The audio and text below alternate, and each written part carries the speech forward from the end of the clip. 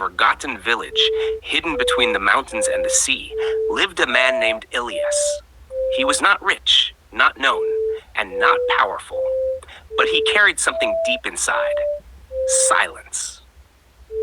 Every morning, Elias would walk alone to the cliffs above the sea. He'd sit on a flat rock, close his eyes, and listen to the wind. It wasn't just wind to him, it was a voice, a whisper, a teacher. People in the village thought he was mad, cursed, or maybe just lonely. But Elias smiled and said nothing. He listened. One day, a young boy named Adam followed Elias up the hill. He hid behind the bushes and watched the old man sit still for hours. When Elias stood up to leave, Adam ran to him. "Why do you sit here every day?" Adam asked, eyes wide. Elias looked at the boy, then at the sky.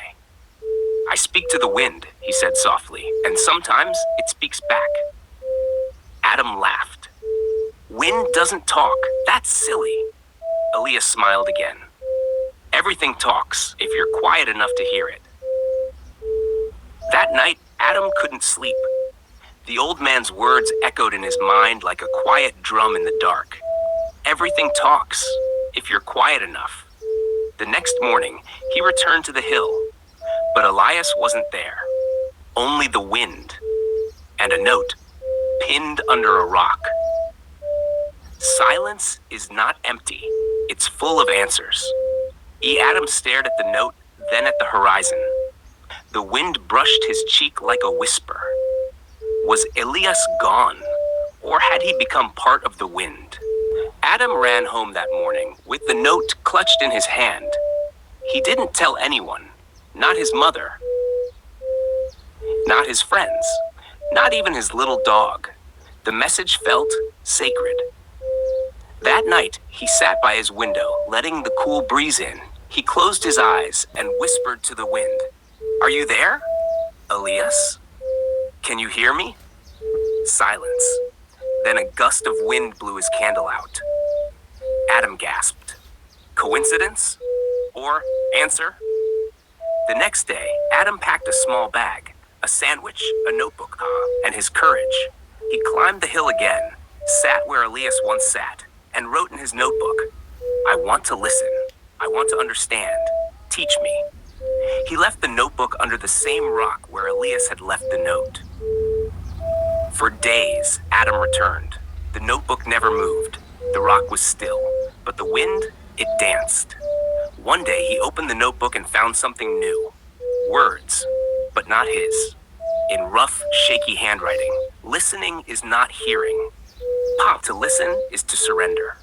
Adam's heart raced. Who wrote this? Elias or the wind? That night, Adam sat again outside under a sky full of stars. He whispered, "I surrender." And this time, the wind didn't blow. It wrapped around him, soft, warm, full of stories he couldn't quite understand but could feel. It carried pain, joy, secrets, regrets, hopes. Adam wasn't just listening anymore. He was becoming. Years passed, and Adam grew. Not just taller, but deeper. He didn't chase fame, didn't follow noise.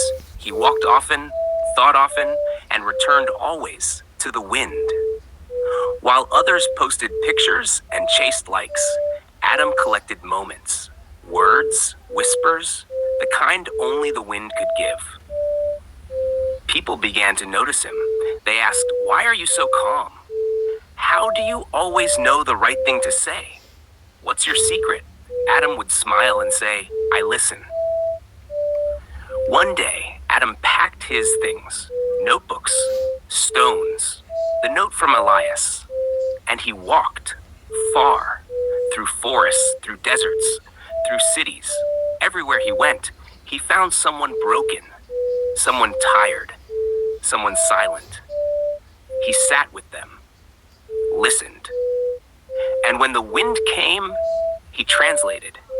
An old woman who'd lost her son, a soldier who couldn't sleep, a girl who thought she was invisible. Adam didn't fix them. He didn't need to. He reminded them, "You're not alone. The wind remembers you." And in their silence, they heard it too. One night, in a quiet mountain town, Adam sat under the stars. He opened his last notebook, and the pages were full. He took a deep breath and smiled. For the first time, he felt it. Not outside, inside. The wind was him. Adam had become a wanderer, not lost, but led. Not by maps, not by people, but by whispers. Wherever he went, people felt something shift. Children stopped crying. Old men remembered how to smile. Even animals came closer. He was not a magician, nor a prophet. He was a listener, a translator of wind. One day, in a place with no name, a child ran to him. "Are you the man who talks to the wind?" the girl asked.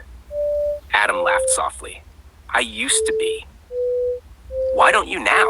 she asked. He looked up at the sky, his eyes full of peace. "Because now the wind talks through me." The girl didn't understand, not yet, but one day she would.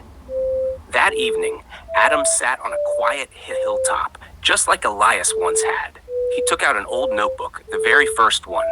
He opened to the final page and wrote, "To whoever finds this, don't search for answers in noise. Sit, listen. The wind will find you." He placed the notebook under a stone, just like before, and walked away. Into the breeze, into the silence, into forever. The end. But not really, because someone will find that notebook. Someone will sit, someone will listen, and the wind will begin again.